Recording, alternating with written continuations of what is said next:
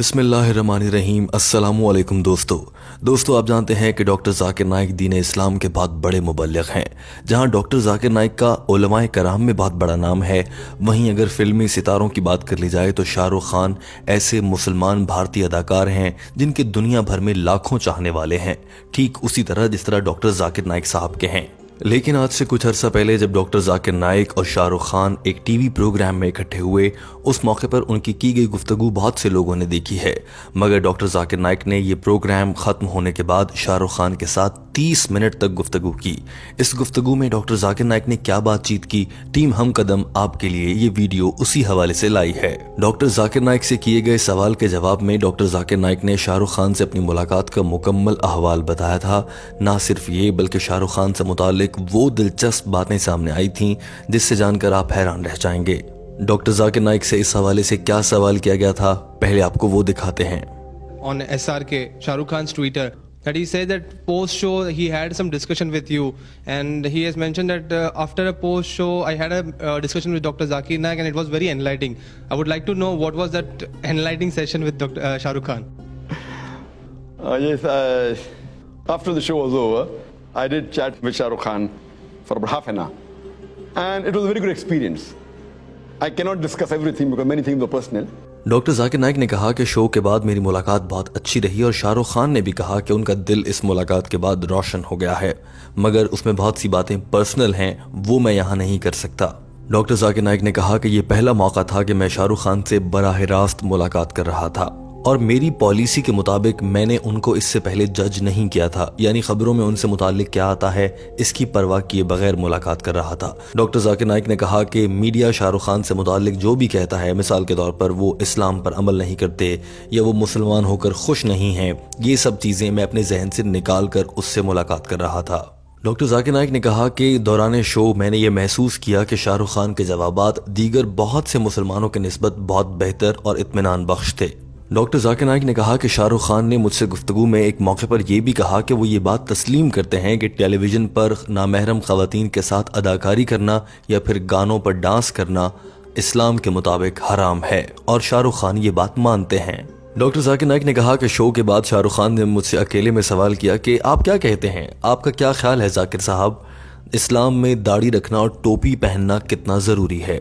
Doctor Zakir Naik نے کہا کہ میں نے جواب میں شاہ رخ خان کو بتایا کہ اس کی بہت زیادہ اہمیت تو نہیں ہے، مگر ٹوپی پہن لی جائے، داڑھی رکھ لی جائے تو یہ بہت اچھا ہے۔ یہ بالکل ایسا ہی ہے جیسے کسی بھی امتحان کے لیے 100 نمبر کا پرچہ ہو، اس میں سے اگر آپ 80 نمبر لیتے ہیں تو آپ اچھے ہیں، مگر آپ 85 یا 90 نمبر لے لیتے ہیں تو آپ بہت اچھے ہیں۔ لیکن ایمانداری، سچ بولنا، اللہ کے احکامات پر عمل کرنا اور تمام اچھے کام کرنا، ان کے مارکس زیادہ ہیں، ایسے امتحانات میں ان کے نمبر زیادہ ہیں۔ لیکن اگر کسی نے پورے نمبر لینے ہیں تو پھر وہ داڑھی بھی رکھے گا اور ٹوپی بھی پہنے گا تاکہ اس کے میکسیمم مارکس اس کو حاصل ہو سکیں۔ ڈاکٹر ذاکر نائک نے کہا کہ داڑھی بھی اہم ہے، ٹوپی پہننا بھی اہم ہے، اور یہ سنت رسول صلی اللہ علیہ وآلہ وسلم ہے، لیکن اگر کوئی ایسا نہیں کرتا تو یہ نہیں کہا جا سکتا کہ وہ مسلمان ہی نہیں ہے۔ And cap is important. It's a part of the sunnah. But if someone doesn't keep a beard, you cannot say that he's not a Muslim. You cannot say he's not a Muslim, doesn't sport a beard or doesn't wear a cap. But, you have given a very good analogy. So you like the example.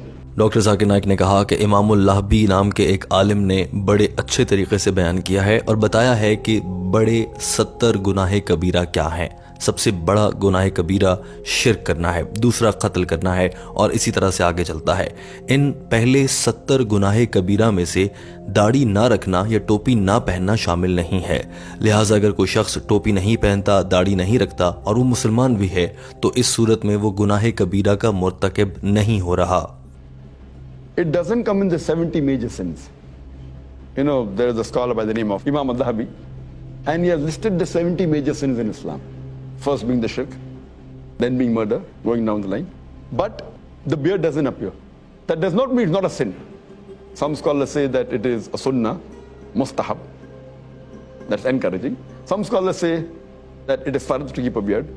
Doctor Zakir Naik ने अपनी बात को मुकम्मल करते हुए बड़े वाज़ेह अल्फाज में कहा कि बहुत से लोग ये समझते हैं कि दाढ़ी रखना बहुत ज़रूरी है, मगर उलमाए कराम की राय में और दीन इस्लाम की तालीमात की रोशनी में ये कहा जा सकता है कि दाढ़ी रख लेना, ये सर पर टोपी रख लेना एक अच्छा अमल है, ये सुन्नत रसूल है, इस पर अमल करने का सवाब है। मगर इत्तफाक इसी बात पे है कि दाढ़ी रख ली जाए तो बहुत अच्छी बात है, और अगर कोई नहीं रख सकता या कोई नहीं रखना पसंद करता तो ये उसकी मर्जी है, लेकिन ये नबी करीम सल्लल्लाहु अलैहि वसल्लम की सुन्नत है, और नबी करीम सल्लल्लाहु अलैहि वसल्लम के साथ अपनी वालिहाना मोहब्बत के इजहार और उनकी अताअत के इजहार की खातिर मुसलमानों को चाहिए कि वो दाढ़ी ज़रूर रखें।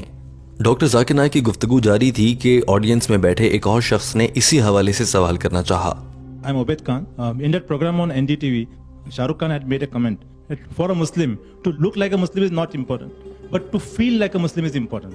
I would like to hear your comment on that. सवाल करने वाले ने कहा था कि शाहरुख खान ने अपने इंटरव्यू में, जिसमें आप भी मौजूद थे, उसमें यह भी कहा था कि मुसलमान दिखना ज़रूरी नहीं है, बस अंदर से इस्लाम का एहसास होना ज़रूरी है। लाजमी नहीं है कि कोई इंसान देखने में भी मुसलमान लगे, यानी वो इस्लामी लिबास पहने, सर पे टोपी रखे, दाढ़ी भी रखे और उसके हर अमल से वो मुसलमान लगता हो, ये ज़रूरी नहीं है।